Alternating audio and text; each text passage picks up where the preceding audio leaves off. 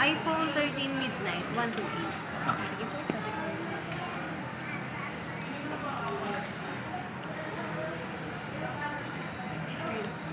Para ayaw na opera si Sir ng ano.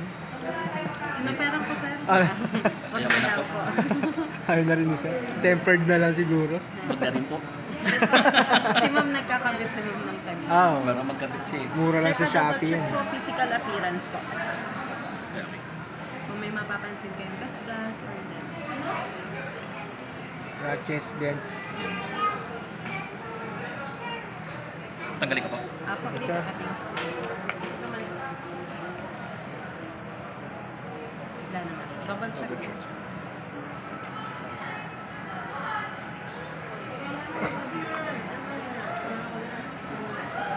Okay. Nakapag-upgrade si sir nun. Wait na naman. Napa-upgrade. Papabutik pa 7 years sa cellphone mo, sir eh. 7 years. Last na ata si XR sir sa 18. No. Tingin. Ganda na kulay. Yun. Para siya nagde-navy blue nga. Mhm. Kay Ma'am P. Oh.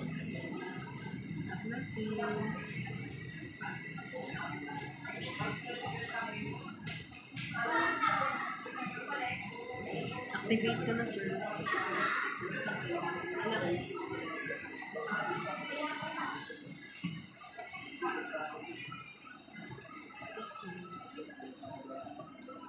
Yung pag-transfer ng file, ito parang katulad ng saan, ididikit lang yung Yung... transfer ng file. Or login ko lang yung Dito sir, may lalabas dyan eh.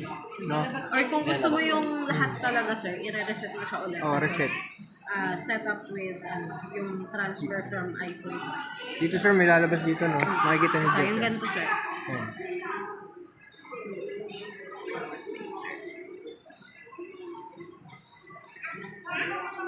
Ito, sir. Ayan. Ang ilalagay nyo, Commander. kasi kailangan lang nga po dyan, medyo mabilis na connection. Sa akin po kasi naka-hotspot lang, sir. Ito po. So from other to from other. Yes po. PNB. Ulit. Yan.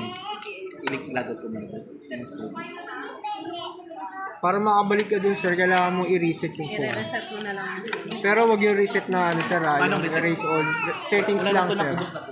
Hindi, reset all talaga, sir. Hindi. Kasi hindi siya babalik dun sa hello. All, hindi pag inol mo, ano. Hindi ko naman siya ni-reset. Hindi naman, nakabalik kayo dun sa transfer.